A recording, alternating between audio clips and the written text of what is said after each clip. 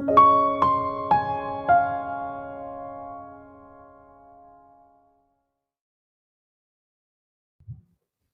estamos na exposição do livro de Marcos. Esse é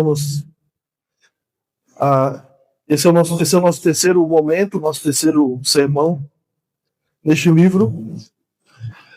E um dos versos principais desse livro é o capítulo 1, versículo 1, quando Marcos diz: princípio do Evangelho de Jesus Cristo, Filho de Deus. Então, os versículos 1 ao versículo 13 fazem parte desse princípio, desse prólogo do Evangelho de Marcos. E o princípio do Evangelho de Jesus começa com a profecia acerca de João Batista, versículos 2 em diante, até o versículo 8, né? Nós temos a profecia de João Batista, que foi o que a gente viu na semana passada, a fala dos livros de Isaías, Malaquias, e, por que não dizer, né, Êxodo também, sendo mencionado ali, junto com Malaquias. Mas João Batista veio para cumprimento dessa profecia daquele que viria para preparar o caminho do Senhor. Então, João Batista, conforme a profecia, versículo 4 vai dizer que João Batista apareceu no deserto, pregando batismo de arrependimento, e o versículo 7 vai dizer que ele pregava dizendo que depois dele viria alguém maior do que ele, mais poderoso do que ele, do qual ele disse: eu não sou digno de desatar as sandálias dos seus pés. E João Batista disse que a superioridade de Jesus em relação a ele tinha como exemplo o batismo. O batismo de João Batista era o batismo nas águas. Mas Jesus Cristo, o Messias, aquele que é mais poderoso do que ele, viria para batizar com o Espírito Santo. Daí já mostra que o batismo de Jesus é superior ao batismo de João Batista. Então, nessa passagem aqui, que nós vamos meditar hoje, versículos 9 ao versículo 13 de Marcos, nós vamos ver aqui o episódio da unção de Jesus para o seu ministério. Vamos lá, Marcos capítulo 1, versículo 9 a 13, diz assim a palavra do Senhor Jesus. Naqueles dias veio Jesus de Nazaré da Galileia, e por João foi batizado no Rio Jordão. Logo ao sair da água, viu os céus rasgarem-se e o Espírito descendo como pomba sobre ele. Então foi ouvida uma voz dos céus: tu és o meu filho amado, em ti me comprazo. E logo o Espírito o impeliu para o deserto, onde permaneceu 40 dias sendo tentado por Satanás. Estava com as feras, mas os anjos o serviam. Amém. Então, meus irmãos, que o Senhor nos dê entendimento e iluminação para entender a sua palavra. Nossa meditação de hoje, nessa passagem aqui, os irmãos vão perceber que eu vou... Até agora eu tenho feito isso, né? Nesses primeiros versículos. Como Marcos ele é muito imediatista, né? Fazendo aí o trocadilho com as palavras dele, porque ele usa muito imediatamente. Então eu estou apresentando para os irmãos essa passagem como se fosse assim, com bastante informação, trazendo as informações do que o texto está nos apresentando, e só no final eu trago algumas aplicações para nós. É o que a gente vai fazer hoje também. Então, os versículos 9 a 11, especificamente, aqui no Evangelho de Marcos, nesse princípio do Evangelho, Marcos vai nos apresentar os relatos sobre o batismo de Jesus. E eu estou chamando o batismo de Jesus como a unção de Jesus. Ok? Então, Marcos, ele é o evangelho que apresenta os relatos sobre a vida de Jesus como se eles acontecessem imediatamente um após o outro. Então, o versículo 9 diz assim: naqueles dias veio Jesus de Nazaré. Que dia? Então, os versículos anteriores falam de João Batista batizando no deserto, né? Chamando as pessoas ao arrependimento, batizando as pessoas no Rio Jordão, à medida em que elas acreditavam na mensagem de João Batista, de que elas precisavam de arrependimento, precisavam de purificação, para receber a vinda do Senhor. A ideia era o seguinte: se eles purificarem o coração, se eles se arrependerem dos seus pecados, quando o Messias vier, eles vão perceber. Eles vão estar com o coração livre para receber o Messias. E foi o que muitos não tiveram. Não tiveram essa capacidade de perceber a chegada do Messias. Então João estava pregando o batismo de arrependimento para a remissão dos pecados. E aí o versículo 9, aliás, no verso 7 ele diz, olha, logo após mim vem alguém mais poderoso do que eu. Ele vos batizará com o Espírito Santo. E aí o versículo 9 começa dizendo, naqueles dias veio Jesus de Nazaré, da Galiléia. Então, fica assim, na nossa leitura, se você ler a Bíblia sem pensar, se você ler a Bíblia sem reflexão, e é o tipo de leitura que a gente não pode fazer da Bíblia, porque ela é palavra de Deus, a gente não pode ler a Bíblia só para dizer assim, eu li minha Bíblia hoje. Tem que ler a Bíblia pensando, meditando. Então, na nossa leitura da Bíblia, a gente pode cair no erro de pensar que os eventos de Marcos, eles são assim, ato contínuo, imediatamente um após o outro. Então, ao ler que João Batista apareceu, logo Marcos vai dizer, naqueles dias apareceu Jesus. Fica parecendo que foi no mesmo dia, se a gente não pensar um pouco.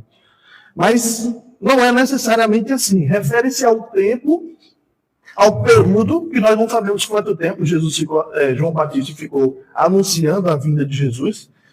Mas naquele tempo em que João Batista estava anunciando a vinda de Jesus, o batismo de arrependimento, anunciando a chegada do Messias, naqueles dias apareceu Jesus, veio Jesus.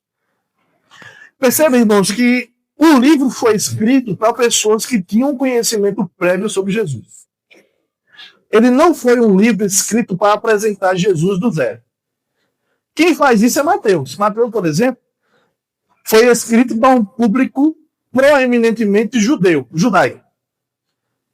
E para explicar quem é Jesus, Mateus vai começar como o livro? Uma genealogia. Vai apresentar Jesus numa genealogia, apontando para pessoas principais daquela genealogia. Davi, Abraão, né? Lucas também vai apresentar Jesus, indo lá atrás, indo até Adão, inclusive, para apresentar Jesus. Mas Marcos, ele não começa o livro apresentando Jesus, mostrando quem é Jesus, pressupondo que as pessoas para quem ele está escrevendo já conhecem a história de Jesus. Então Marcos começa dizendo, naqueles dias veio Jesus de Nazaré, da Galiléia. Aí Marcos não vai dizer, quem é Jesus? Jesus nasceu da Virgem Maria.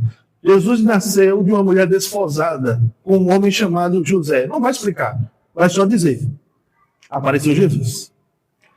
Né? Então, uma pessoa que não conhece nada sobre Jesus, nunca ouviu falar de Jesus, se ele for começar a sua leitura bíblica para conhecer Jesus no livro de Marcos, ele vai saber muita coisa sobre Jesus, né, lendo o livro, mas ele não vai ter muita informação sobre de onde veio Jesus, quem é Jesus, né?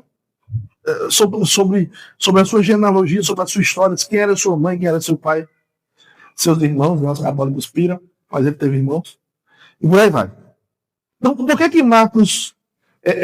aliás, o livro pressupõe que o leitor original já estava familiarizado com essa história sobre Jesus. Por que, então, ele escreveu esse evangelho? Por que ele registrou esse evangelho se as pessoas já tinham conhecimento sobre Jesus? Então, o registro escrito faz parte das razões apologéticas e teológicas no contexto da sua época. E, como eu disse, Mateus, ele está preocupado em mostrar para o público judaico que Jesus cumpre os requisitos proféticos do Messias da expectativa judaica. Então, Marcos, ele escreve para apresentar uma visão teológica de Jesus. Assim como João, né? João está focado em mostrar que Jesus é o verbo pré-existente. Aquele que existe antes das coisas. A luz que vinda ao mundo ilumina todo homem. Sem ele, nada do que foi feito se fez. O Filho unigênito de Deus. Né? O verbo estava no princípio com Deus. O verbo era Deus. Então, João está preocupado com a ênfase teológica sobre Jesus. Apesar da leitura de João ser simples, porque foi escrito por um pescador, né? Por um homem simples, mas o Evangelho de João tem uma teologia muito forte, muito pesada. O livro de Marcos começa dizendo o quê? Evangelho de Jesus Cristo, Filho de Deus. Então, o propósito do livro está aí. Apresentar Jesus como Cristo, Filho de Deus. Então, isso significa que o livro de Marcos ele vai nos levar, do começo ao fim, vai nos levar a pensar sempre isso. Ele é o Cristo, o Filho de Deus. Por que ele fez isso? Ele é o Cristo, o Filho de Deus. Você vai perceber na nossa leitura do livro de Marcos, e eu recomendo, se você puder, eu sei que você já está lendo, você está na sua leitura bíblica anual, você está fazendo a sua leitura bíblica diária aí, mas se você ler o livro de Marcos, se você ler agora nos próximos dias, para o nosso aprofundamento aqui, você vai perceber que muitas das coisas que Jesus fez, ele fez demonstrando a sua autoridade sobre os demônios, autoridade sobre a natureza, autoridade sobre as doenças, autoridade até mesmo sobre a morte. E muito do que Jesus faz deixa as pessoas espantadas. Depois eu vou mostrar isso para os irmãos, mas há dezenas de textos que mostram as pessoas espantadas, admiradas, possuídas de temor diante daquilo que Jesus fez. Por que isso? O livro quer deixar claro que Jesus não era um homem comum. Não era um homem comum. Jesus era o Filho de Deus. Então, essa é a ântese de Marcos. Voltando aqui para o texto, João anunciou que viria alguém mais poderoso do que ele, no versículo 7. E aí, no versículo 9, diz que Jesus veio dos dias de João. O texto diz que Jesus veio de Nazaré da Galileia. E essa descrição de Jesus vindo de Nazaré da Galileia vai nos preparar para uma designação de Jesus, sobre Jesus. Jesus, muitas vezes no livro de Marcos, é chamado de Jesus, o Nazaré. Até mesmo os demônios chamavam Jesus de o Nazareno. Então, Jesus era conhecido como o Nazareno. Então, já falei para vocês que as pessoas eram conhecidas pelo pai, né? Nicolas, filho de Arthur, era assim que era conhecido. Ou Nicolas da Ressurreição, era assim que era conhecido. Né? Então, Maria Madalena, Maria de Magdala. Ou era conhecida também pelo que fazia. João, o Batizador, conhecido como João Batista. Certo? Então, Jesus Nazareno virou uma espécie de designação do nosso Senhor Jesus. Então, quando ele menciona Nazaré da Galileia, Marcos quer ajudar a gente que está lendo o livro a identificar, e os primeiros leitores, a identificar que lugar é esse. Porque Nazaré não era um vilarejo conhecido. Nazaré não era um vilarejo que as pessoas sabiam aonde era. Né? Aqui em Campina Grande tem alguns lugares que são assim, né? Se você falar, você conhece o lugar tal, a pessoa não sabe. Às vezes mora próximo e não sabe. Não é?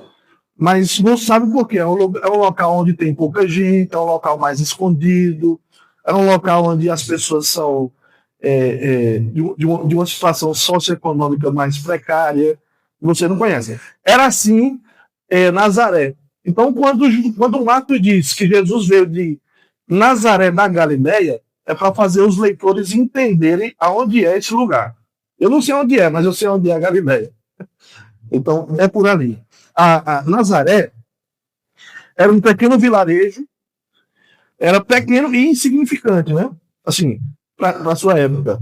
Uma população inferior, menor do que 500 habitantes. Só que é interessante porque quando a gente fala de Nazaré, a gente sempre associa a Jesus. Perdão.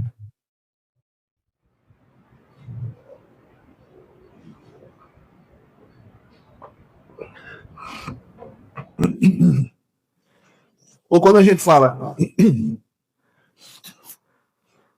Odeio essas coceirinhas. E quando começa, né? Agora é só uma feijoada para tirar esse negócio.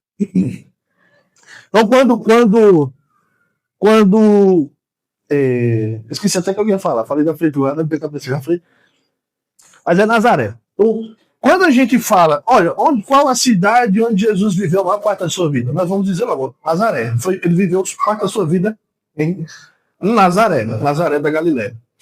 Aquele pequeno vilarejozinho insignificante para a sua época, se tornou famoso mundialmente e até os dias de hoje, por causa da pessoa de Jesus. Agora observe a cena. O que nós temos aqui? João pregando o batismo de arrependimento nos versos anteriores, como eu disse. Isso significa que as pessoas que participavam daquele batismo, eles participavam do batismo como? Reconheciam os seus pecados, não é assim? Eles demonstravam arrependimento e desciam as águas. João diz em Mateus capítulo 3 para os fariseus, para os saduceus, olha, produzam frutos dignos de arrependimento. Porque eles queriam entrar nas águas, né, para mostrar para todo mundo que eram pessoas ritualmente puras. Aí João estava dizendo, nem desçam nas águas.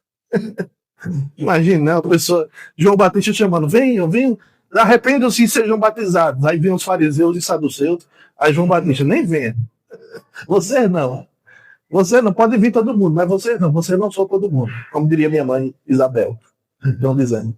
Então, o batismo sinalizava um arrependimento. Era um sinal externo de uma mudança interna.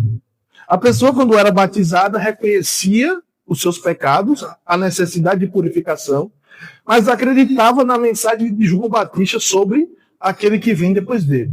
Isso é muito importante, porque João não veio apenas para dizer para as pessoas se arrependerem, mas ele dizia, se arrependam porque o reino de Deus está chegando. Arrependam-se porque vem alguém que é mais poderoso do que eu. Arrependam-se porque o Messias já está bem aí. E as pessoas vinham e se batizavam nessa circunstância. Só que o texto nos apresenta Jesus sendo batizado. E aqui é um momento onde nos gera algumas perguntas. Né? Por que Jesus foi batizado por João? Jesus pecou para ter que ser batizado? Jesus pecou? Sim ou não? Por que Jesus foi batizado? Então, ele se arrependeu de alguma coisa para ser batizado? Sim ou não? Algumas pessoas vão dizer o seguinte, não, veja bem. Eu sei que Jesus é Deus, mas como homem, ele estava sujeito às nossas fraquezas. Então, no batismo de João, Jesus demonstrou que ele tinha fraqueza, demonstrou humildade, e por isso ele se sujeitou ao batismo de João. Mas não, isso é uma heresia, tá? Vou cortar logo o seu barato, para quem estiver dizendo amém. Isso é heresia. Jesus, né, eu acho que os irmãos lembram de uma vez que eu estava falando uma coisa, falando heresia, aí o irmão, amém. Eu disse, ei, calma, não diga amém não, isso é heresia. Por favor, calma, está repreendido. Então, Jesus pecou. Por que ele foi batizado por João Batista? Então, o texto de... eu coloquei a referência errada aqui, mas o texto de Mateus 3, versículo 14 e 15, deixa claro que João Batista ficou meio pensativo sobre batizar Jesus. Quando Jesus chegou para ser batizado por João Batista questionou, não? Ora, não era eu que devia ser batizado por ti? Por que o Senhor vem a mim? Era eu que devia ser batizado pelo Senhor. E tem lógica nisso, não é não? Porque quem é maior, João Batista ou Jesus? Quem é maior? Hã? O Jesus. Jesus, né? Jesus é maior do que João Batista. Então, a lógica de João faz sentido. Jesus é quem deveria batizar João Batista. Porque o pecador é João Batista, não Jesus. Só que Jesus disse, olha, convém ser dessa forma para se cumprir toda a justiça. Eu não quero entrar na explicação de Mateus, mas a ideia, e o texto deixa claro, é que o batismo de João, o batismo de Jesus, o batismo ao qual Jesus estava se submetendo, não era o mesmo batismo que João estava praticando para os outros. Era diferente. Tinha um significado diferente. Enquanto o batismo de João Batista, de arrependimento para todos os judeus e gentios, era um batismo de remissão de pecados e de aceitação da vida do Messias, o batismo de Jesus tinha um significado diferente. Significava o quê? Eu creio que isso é explicado no versículo 10 e versículo 11. Olha o que diz o verso 10. Logo ao sair da água, viu os céus rasgarem-se e o Espírito descendo como pomba sobre ele. E então foi ouvida uma voz dos céus: Tu és o meu filho amado, em ti me comprazo, ou em ti eu tenho prazer. Então, o que é que ocorre aqui quando Jesus se levanta da água do batismo? O que é que acontece aqui? Duas coisas. Tem dois movimentos. Ou tem duas maneiras onde o Senhor Jesus, o Senhor Deus, faz um reconhecimento da filiação de Jesus como Filho de Deus. É o reconhecimento de Jesus como Filho de Deus. Você tem um reconhecimento visual e tem um reconhecimento oral ou verbal. O reconhecimento visual é qual? Marcos diz: rasgaram-se os céus e o Espírito Santo desceu sobre ele como uma pomba. Isso é visual. Isso indica que as pessoas puderam ver. E aí tem a descrição audível, verbalizada. Uma voz do céu que diz: Tu és meu filho amado, em ti eu tenho prazer. Então Jesus desce nas águas do Jordão, e quando ele levanta, o que é que acontece imediatamente? O que acontece imediatamente? Logo ao sair das águas, o Espírito Santo desce sobre Jesus. Jesus está sendo ungido com o Espírito Santo para o seu ministério. Então, o batismo de Jesus tem um significado bem diferente do batismo que João estava fazendo alguns minutos antes. Digamos assim. Então, tem outro significado. É a unção dele como o profeta de Deus. O ungido de Deus agora, Jesus. Agora, nós não podemos entender o batismo de João, o batismo de Jesus como a causa da unção. Então, para ser ungido, Jesus tinha que se batizar. Não sei, talvez Deus poderia fazer isso de outra forma. Ou quando Jesus se batizou, ele foi o batismo era a maneira única pela qual Jesus poderia ser ungido com o Espírito Santo. Não necessariamente. Mas com base nessa passagem, o batismo, a unção de Jesus com o Espírito Santo é a ocasião e não a razão da sua unção. E com base nessa passagem, alguns podem achar que no batismo cristão acontece a mesma coisa. Eu falei isso na semana passada, né? Que às vezes nós associamos o batismo de João Batista com o batismo cristão, o batismo que é praticado hoje. Mas não é a mesma coisa. Certo? Não é a mesma coisa, em vários sentidos. O significado, a forma, né? Em nome do Pai, do Filho e do Espírito Santo. Quem estabeleceu isso? Jesus. Ok? Então, o significado, a forma é diferente. A única maneira que a gente concorda é a imersão. Aí tá tudo certo. Batista é imersão. Entrou na água, saiu da água. Mas algumas pessoas podem achar o seguinte, relacionando o batismo de Jesus com o batismo cristão hoje. Quando o crente é batizado em água, ele recebe o Espírito Santo.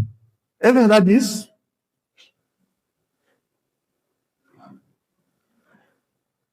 É verdade isso? Quando uma pessoa é batizada na água, ela recebe o Espírito Santo. É verdade isso? Não preciso de um não mais forte. Não, obrigado. Não, porque nós recebemos o Espírito Santo no momento da conversão. O batismo de Jesus é diferente do nosso. Não tem uma relação direta, não tem. Pode parecer alguma coisa ou outra. Aliás, a única coisa que parece é a ideia do simbolismo de arrependimento, né? E o fato de descer na água. Mas tem outros significados que não tem no nosso batismo, certo? Então, quando nós somos batizados, nós não recebemos o Espírito Santo no momento do batismo. Isso aconteceu no batismo de Jesus. Okay? Jesus recebeu o Espírito Santo desceu sobre ele, ungindo para o ministério. Isso fica evidente para nós com o que é dito no versículo 12 o Espírito Santo o impeliu, o Espírito Santo o levou ao deserto. Então, o Espírito Santo aparece aqui em dois movimentos, ou em dois momentos. Na descida sobre Jesus, e quando ele desce sobre Jesus, logo o Espírito Santo começa a guiar Jesus para fazer o que ele deve fazer. Ok? Então, as referências bíblicas do Antigo Testamento que se referem a Jesus como um ungido do Senhor, e o ungido era a pessoa que tinha o Espírito Santo, começa então a fazer sentido a partir do batismo de Jesus. Ele foi o ungido do Senhor. Foi e é ungido do Senhor. Então Marcos diz que os céus se rasgaram, versículo 10, quando o Espírito Santo desceu sobre ele. Essa mesma palavra, rasgaram-se, aparece lá em Marcos 15, versículo 38, para descrever aquele episódio do véu do templo que se rasgou de cima a baixo em duas partes. Então, esses dois momentos, o batismo de Jesus, os céus se rasgaram e o Espírito Santo desceu sobre ele, como se fosse o Espírito Santo, né? Descendo assim, transpondo as barreiras celestiais, o céu se rasgando e o Espírito Santo descendo sobre Jesus. É o único episódio onde nós vimos o movimento do Espírito Santo sendo descrito de uma maneira tão intensa. No Antigo Testamento, você tem a figura, você tem o simbolismo do azeite ou do óleo sendo derramado sobre a cabeça. Mas a descrição que Marcos faz, e os outros evangelhos fazem, é o Espírito Santo descendo do céu de uma maneira visível, descendo do céu e repousando sobre Jesus. Mas tanto aqui como no véu do templo que se rasgou, descrevem momentos escatológicos, momentos dramáticos visualizados. Então, tanto na unção de Jesus quanto na sua morte, aparece o rasgar, seja do céu ou do véu do templo, indicando um evento dramático e escatológico, indicando que um novo tempo chegou. Então, quando os céus se rasgam, o Espírito Santo desce sobre Jesus, começa um novo tempo. É a vida de Jesus. O ministério de Jesus. Quando o véu do templo se rasga em duas partes, de cima a baixo, sinaliza um novo tempo. Uma nova era chegou. Após a morte de Jesus. Agora, um outro detalhe aqui do texto que eu queria chamar a atenção é o Espírito Santo descendo como uma pomba sobre Jesus. Então, muitas vezes o Espírito Santo é retratado como uma pomba. É comum você ver o católico dizer, vai com Deus e com a pomba. É isso? Ou a pomba do divino. É isso? O Espírito Santo é muitas vezes retratado como uma pomba. Assim como os irmãos pentecostais,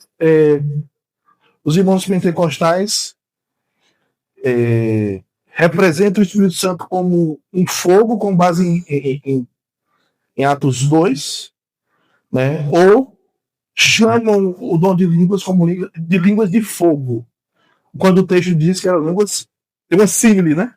Como de fogo. Vocês sabem que tem uma diferença entre metáfora e comparação. Metáfora é uma comparação, né? Mas é uma comparação direta. Aí você tem um outro tipo de comparação que é a símile. A metáfora é uma comparação direta. A símile tem uma expressão como, da mesma forma que, igual que nem. Né? Então, se o texto disser, o Espírito Santo desceu, dissesse assim, o Espírito Santo desceu e era uma pomba sobre Jesus. Então a gente pode dizer, o Espírito Santo é uma pomba. Se a gente disser que os primeiros discípulos falavam línguas de fogo, nós podemos dizer, as línguas deles eram de fogo. Né? Mas ainda assim tem um quê de metáfora aí. Agora, se eu disser línguas como de fogo, significa que não é fogo mesmo. É como fogo. Se eu disser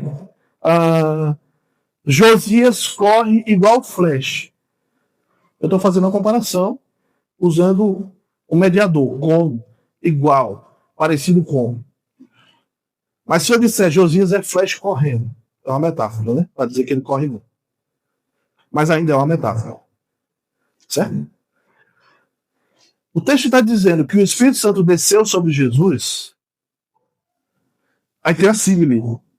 Como pomba. Certo? Como pomba. Isso aqui é importante. Muitas vezes, e aqui o texto deixa claro que essa é uma maneira do autor, tanto ele como Mateus fazem isso, é a maneira do autor descrever o acontecimento. Certo? Ele talvez poderia dizer outro pássaro. Pastor, mas por que ele descreveu uma pomba? Aí alguns vão dizer. Marcos disse que o Espírito Santo desceu como uma pomba, porque a pomba é um animal inocente. Né? Aí vai dizer a inocência da pomba, não sei o que, as pombas são inocentes, elas são tão inocentes que elas chegam a ser bobinhas, né? Elas ficam assim. Né? Elas são inocentes. Aí outra pessoa vai dizer, não, a questão das pombas é porque as pombas eram uma das poucas aves do Antigo Testamento, uma das poucas aves que eram permitidas para o sacrifício, de acordo com a lei. Então, era o único animal que era considerado puro para o sacrifício. E rabinos, alguns rabinos, isso é uma coisa mais que já ocorreu depois, uma interpretação depois, de Gênesis 1 e 2, quando descreve lá, Gênesis 1 diz, no princípio criou Deus os céus e a terra.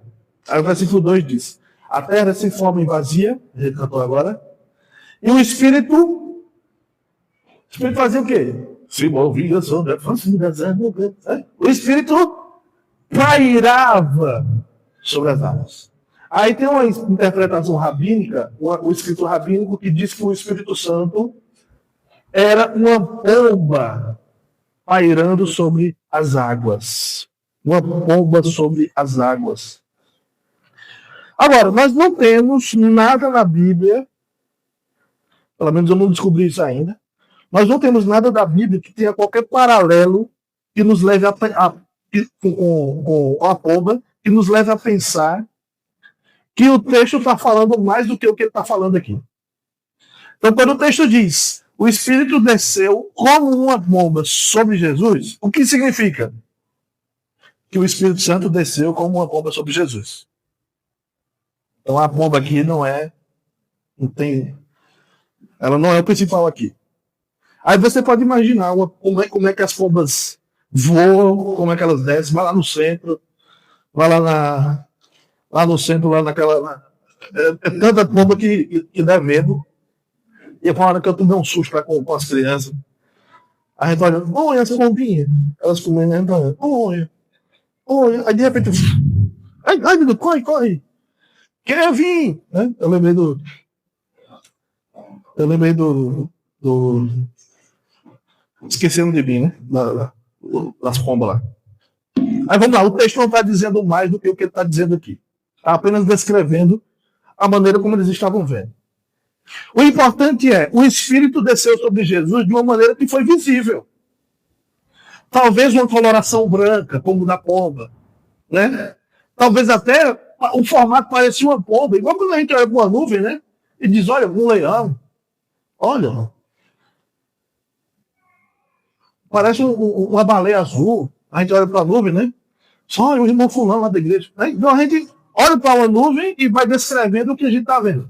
Então eles viram o Espírito Santo descendo de uma maneira visível e descreveram como uma pomba. Agora veja que, além desse acontecimento visual, os céus rasgam, o Espírito Santo desce sobre Jesus, há uma voz que as pessoas ouvem. Essa voz vem do Pai. Marcos não diz, né? Ele diz, no versículo 11, então foi ouvido a voz dos céus, mas Mateus também, mas nós identificamos essa voz com a voz de Deus. Deus dizendo, tu és o meu filho amado, em ti tenho prazer. A voz audível para todos indica que o que estava acontecendo ali com Jesus, a unção com o Espírito, era algo de Deus e algo aprovado por Deus. E a fala divina chamando Jesus de meu filho amado deve ser entendida à luz de Marcos 1:1. E tantas outras passagens do Evangelho de Marcos que querem trazer a ênfase que Jesus é o Cristo, o Filho de Deus. Então, quando Deus chama Jesus de meu filho amado, então, quando todo o Evangelho vai descrever Jesus como Filho de Deus, e até os demônios vão chamar de Jesus de Filho de Deus, quer dizer que o que ele está dizendo não é mentira. Quer dizer que a descrição de sua filiação com Deus é uma descrição eterna. Jesus não se torna Filho de Deus no momento do batismo. Ele é o Filho de Deus eternamente.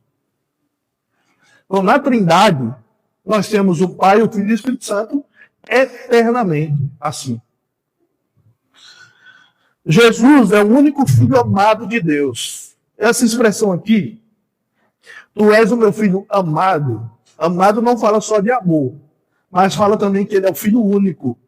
Em Gênesis capítulo 22, Deus diz para Abraão, Abraão, toma o teu filho, o teu único filho, a quem amas, e entrega-o a mim. Veja, Abraão não tinha só um filho. Abraão não tinha só um filho. Mas ali no contexto a gente sabe que o filho amado dele é Isaac, era o filho da promessa. Mas a ideia de único filho foi traduzida na Septuaginta grega, a Bíblia grega, né, o Antigo Testamento grego, traduziu a expressão lá como filho amado. A mesma expressão que Jesus usa, que Deus usa aqui para se referir a Jesus. Tu és o meu filho amado, filho único que eu tenho prazer. Isso está bem presente no Evangelho de João. João capítulo 1, versículo 14, vai dizer lá, né? Que Jesus era um filho unigênito. Em João 1:18 diz que ninguém viu a Deus.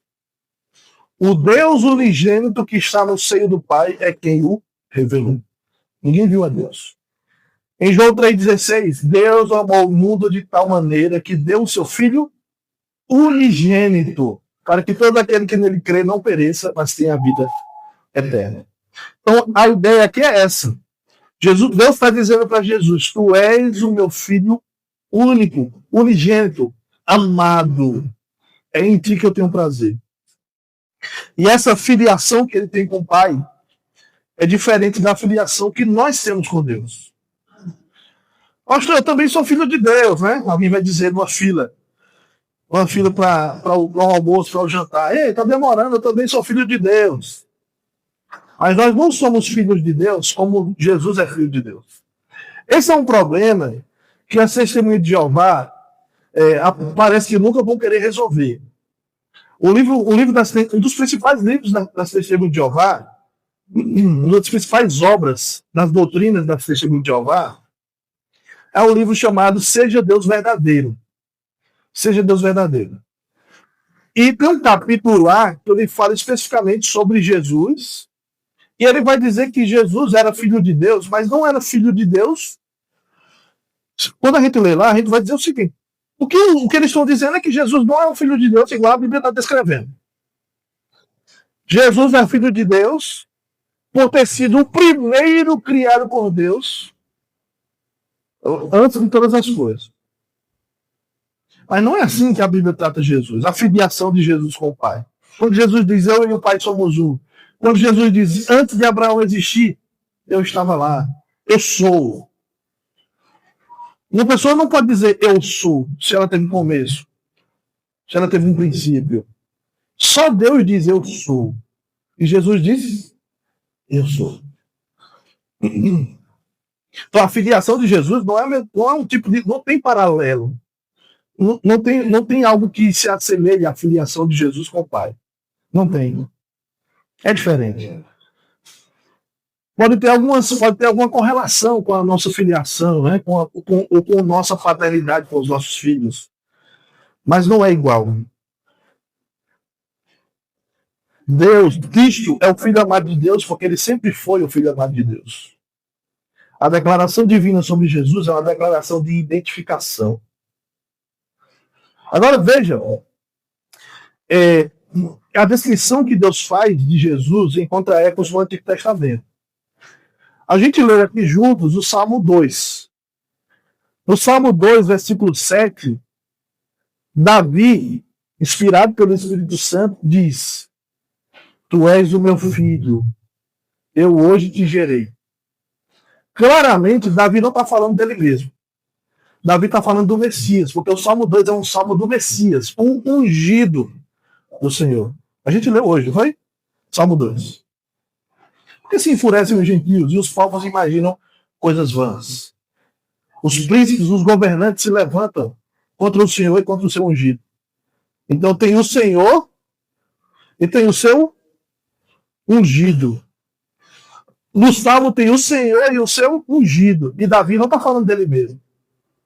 Davi está falando do Messias. Aí o Senhor disse o que do seu ungido? Tu és o meu filho. Eu hoje te gerei. Então, no Salmo 2, versículo 7, o ungido é chamado de filho de Deus.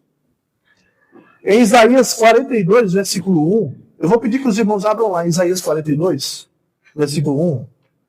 Esse talvez seja o texto mais parecido com esse aqui. E claramente Deus está fazendo uma alusão a esse texto. Isaías 42, versículo 1.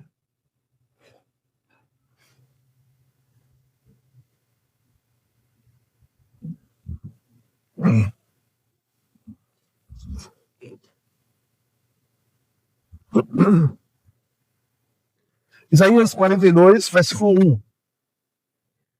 Eis que o meu servo a quem sustenho, o meu escolhido em quem a minha alma se compraz, pus sobre ele o meu espírito, e ele promulgará o direito para os gentios. Que servo é esse que Isaías está falando? Ele está falando do Messias. Veja, enquanto Davi, os salmos, retratam o Messias como ungido, é bem comum Isaías se referir ao Messias como o servo do Senhor. Isaías 53, o servo sofredor. E aqui como o servo, que Deus está dizendo, esse aqui é o meu servo em quem a minha alma tem prazer. O meu escolhido em quem a minha alma se compraz. A relação desse texto com Marcos 2 e 11 é visível, porque parecem as mesmas palavras. A única mudança é que a Jesus Deus chama de meu filho, né? Tu és o meu filho. Aqui, na revelação de Isaías, ele é chamado de servo. Mas perceba que é um momento semelhante. Deus está dizendo aqui em Isaías 42, 1. Eu pus sobre ele o meu espírito, e ele promulgará o direito para os gentios. Então, no momento que o servo ia aparecer, no momento que o Messias ia surgir, ele vai promulgar o direito para os gentios. Vai começar uma nova época para os gentios, para os povos que não são judeus. E não é isso que Jesus fez? Jesus não veio para isso? Para iniciar uma nova fase no plano de Deus? Um plano de Deus para os gentios? E isso não aconteceu quando ele recebeu o Espírito do Senhor? Não foi? Aqui em Marcos capítulo 1. Não foi? As cabeças nem balançam. Muito bem. Então, ao que parece, a ideia de que o Messias seria filho de Deus não era uma ideia muito presente nas tradições judaicas. Os judeus não esperavam que o Messias seria filho de Deus. Agora, é tanto que para muitos deles era estranho quando Jesus apresentava-se como filho de Deus. Eles achavam estranho.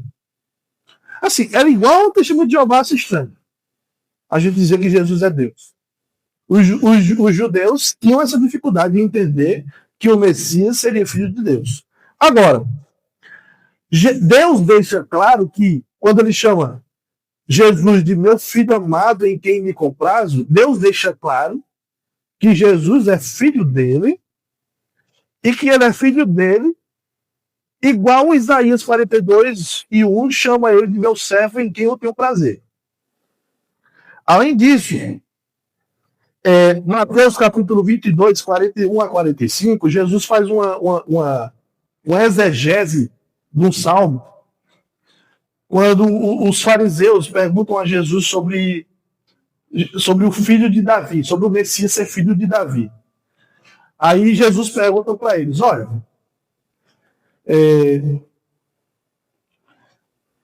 o Messias é filho de quem? É de Davi. Então, se ele é filho de Davi, por que Davi diz que o filho de Davi é Senhor? Porque Davi disse o Senhor ao meu Senhor. Só que Davi disse que esse Senhor aqui é filho dele, de linhagem, é filho dele. Certo? Descendência, filho dele. Então, igual eu sou filho de seu Sebas, meu avô, linhagem. Né?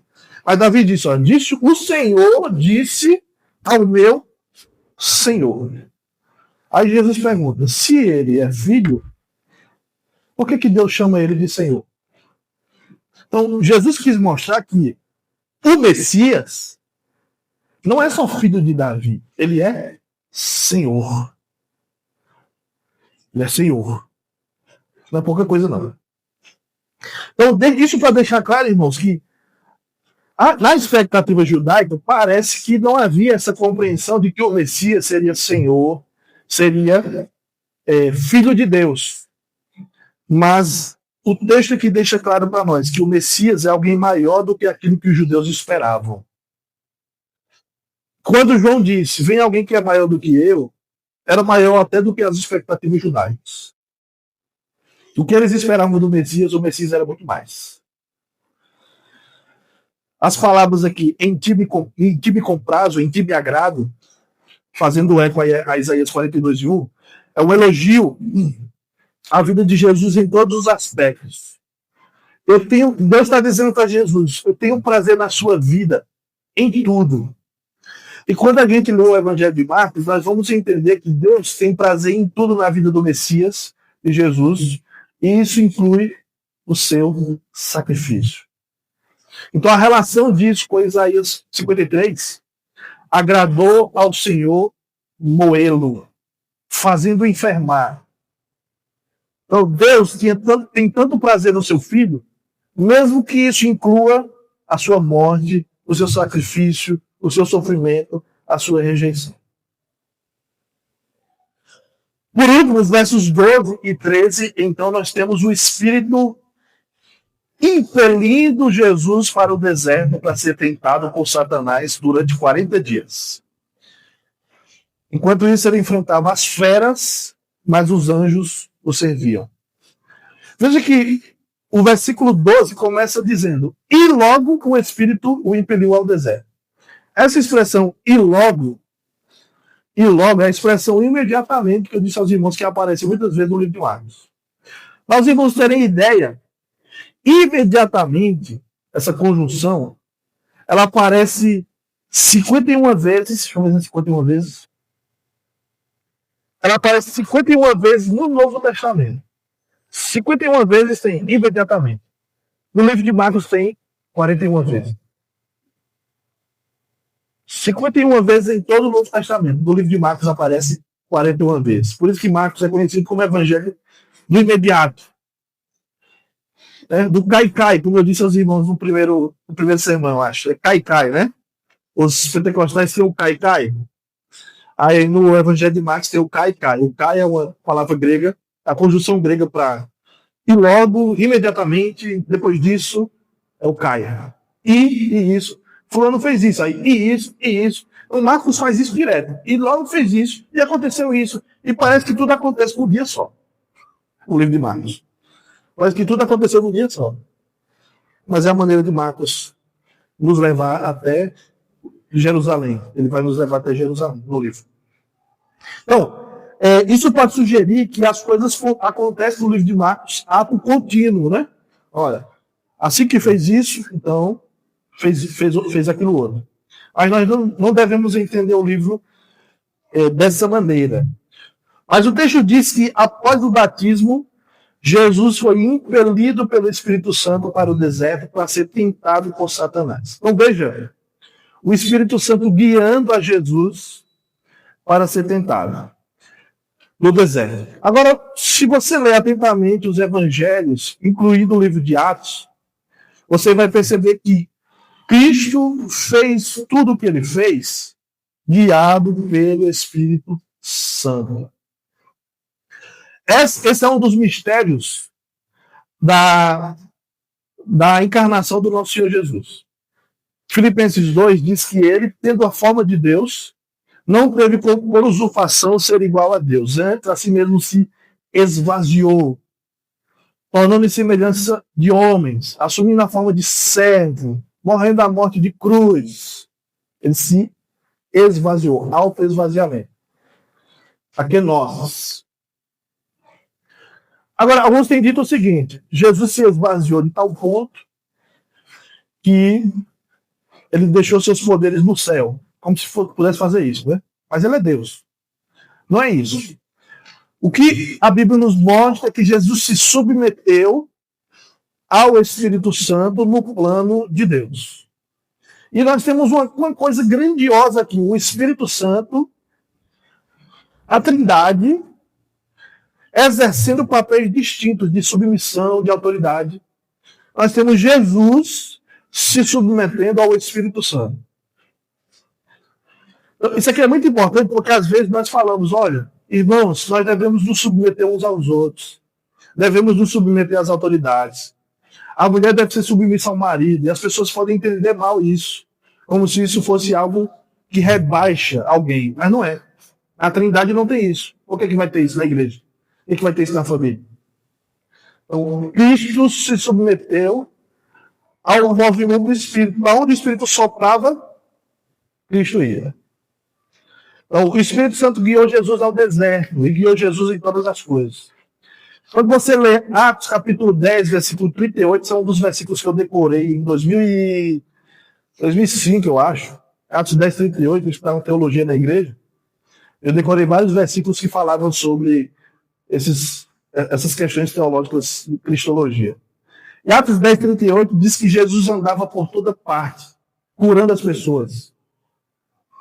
Porque Deus era com ele. Por que Jesus fazia o que ele fazia? Ele tem poder para fazer tudo, irmãos. Mas, como alguém que foi ungido pelo Senhor, ele andou por toda parte fazendo o que ele fez, guiado pelo Espírito Santo. Em Marcos 3, versículo 22 a 30, Marcos 3, 22 a 30, vai falar sobre a expulsão de demônios. Jesus é acusado de expulsar demônios pelo poder de Beelzebu, o maioral dos demônios. Só que Jesus não é guiado pelo Espírito Santo. Jesus é guiado pelo Espírito Santo. E eles estão dizendo que Jesus está fazendo o que ele faz pelo poder dos demônios. Então Jesus era guiado pelo Espírito Santo na expulsão de demônios. E tudo que ele fazia era guiado pelo Espírito Santo. Deus o ungiu. E Jesus disse isso em Lucas 4. Ele citou Isaías para dizer: o Espírito do Senhor está sobre mim. Ele me ungiu para pregar boas novas aos quebrantados, ao pobre. O Espírito me ungiu. Então, para onde Jesus andava era porque o Espírito Santo soprava. Tudo que Jesus fazia é porque o Espírito Santo o guiou para isso. Esse era o plano de Deus. Então, no batismo de Jesus, nós temos a unção. No versículo 12, nós temos o Espírito Santo na sua primeira ação com Jesus, levando para o deserto para ser tentado pelo diabo. Eu não quero aqui falar muito sobre a tentação de Jesus, porque o texto mesmo não fala muito sobre isso. O texto não fala como foi a tentação. O texto não vai explicar para nós como se deu. Mateus vai explicar, mas Marcos não. Porque o foco de Marcos é outro. Mas uma das razões porque Jesus foi tentado pelo diabo é para justamente comprovar que o que ele é, o que ele disse ser sobre ele, o que as páginas da Bíblia vão dizer sobre ele, é tudo verdade. Ele, de fato, e Hebreus vai dizer isso, ele pode nos ajudar em nossas fraquezas, porque ele foi tentado em todas as coisas, mas sem pecado. Então é por causa dele que nós podemos nos achegar a Deus. Se Jesus fosse tentado e caísse na tentação, nós estávamos perdidos. Não tinha Jesus para nós. Nós estávamos perdidos. Mas ele é alguém que foi tentado em tudo, mas sem pecado. Mas veja, essa não é a ênfase de Marcos. Marcos não se preocupa em dizer como foi a tentação, o que é que o diabo falou, sobre transformar pedras em pães, sobre se jogar daqui para baixo, sobre o diabo oferecer todos os reinos deste mundo. Nós não temos isso. Porque o foco de Marcos é outro, no Evangelho. Então, ele não está focado em como se deu a tentação. Mas ele menciona, no versículo 13, que Jesus foi tentado por 40 dias, sendo tentado por Satanás. E diz aqui, eles estavam com as feras, mas os anjos o serviam. Então Jesus está num ambiente extremamente hostil, é o que a gente sabe aqui. Um ambiente hostil, árido, deserto. Mateus vai dizer que ele teve fome e sede. Ele está cercado de animais perigosos. As feras aqui, é melhor compreender as feras, não como feras espirituais, mas como feras, como animais mesmos. Animais. Então, você pode imaginar todo tipo de animais assustadores. Cobras. Né? O que mais? Escorpiões. Lobos, não sei. Mas era essa a ideia. Ele estava num ambiente hostil. Além de Satanás tentando a todo momento, as feras, animais perigosos. Mas ao mesmo tempo o texto diz que os anjos o serviam. Há muita relação com alguns textos do Antigo Testamento, né? Elias na caverna sendo servido, mas não por anjos, não por corvos, né? Mas nós temos algumas relações assim com alguns personagens do Antigo Testamento. Nós não temos detalhes sobre o ministério aqui dos anjos, cuidando de Jesus, servindo a Jesus. Mas em Mateus 4,11 diz que os anjos, após a tentação, após os 40 dias, os anjos alimentaram a Jesus. Então, isso é tudo que, no momento, a gente pode extrair dessa passagem. O que a gente pode aprender com tudo isso? Eu vou trazer algumas implicações e aplicações para a gente fechar. Primeiro é que o Espírito Santo está presente em toda a narrativa do Evangelho de Jesus Cristo, Filho de Deus, o Evangelho de Marcos. Então, em algum momento, nós não vamos ouvir muito falar sobre o Espírito Santo no Evangelho de Marcos. Nós vamos ouvir falar aqui e vai ter uma menção ali ou em outro lugar. Mas Marcos quer mostrar para nós o seguinte: tudo o que vai acontecer aqui no Evangelho, o Espírito Santo está guiando no processo. O Espírito Santo sabe o que está fazendo. O Espírito Santo está guiando o Filho.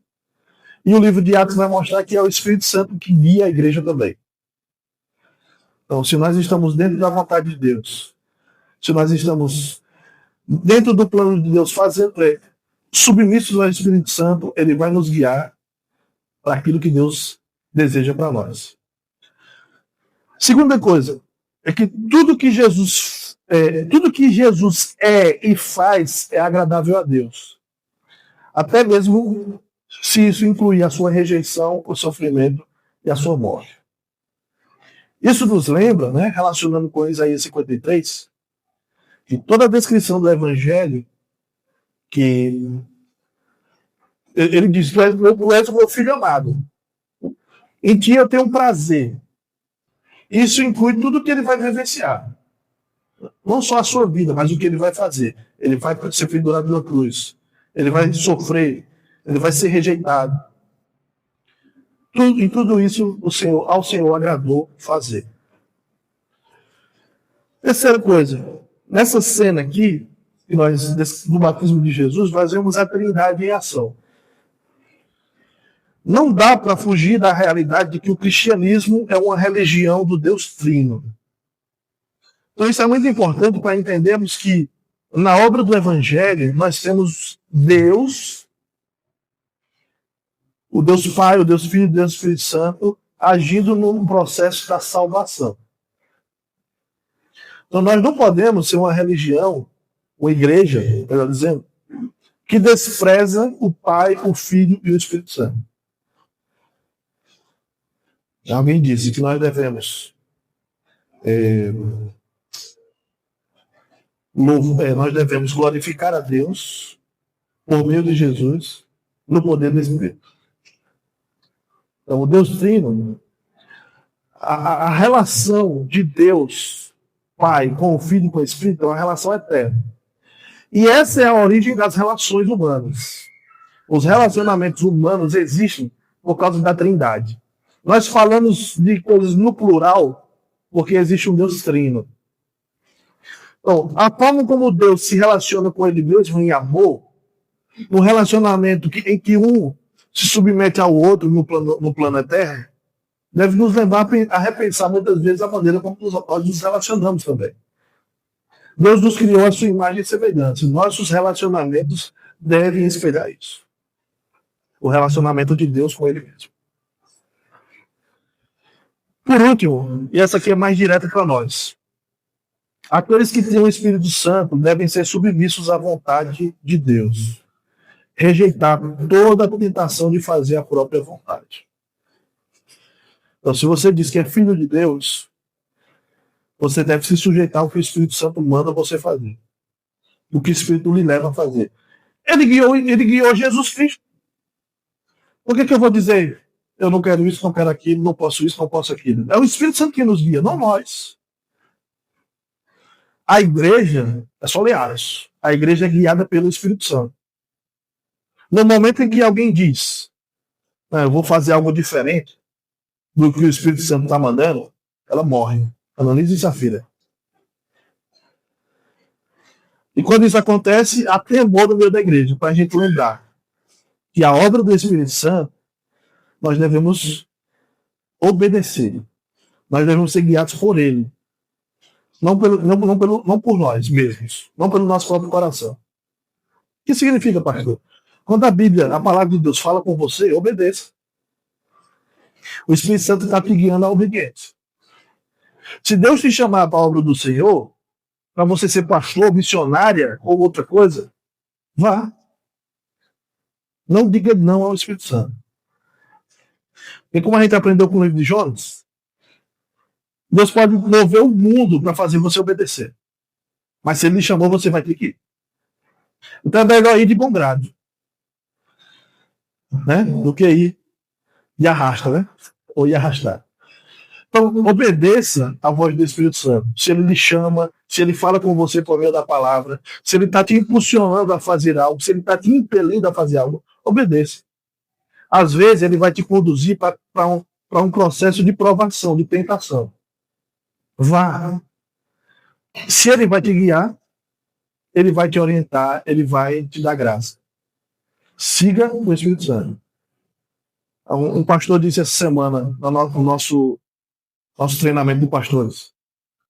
Ele disse o seguinte: estava se aconselhando com outro pastor porque ele estava pregando uma coisa e estava tendo rejeição e estava preocupado porque não estava sabendo lidar com aquela situação.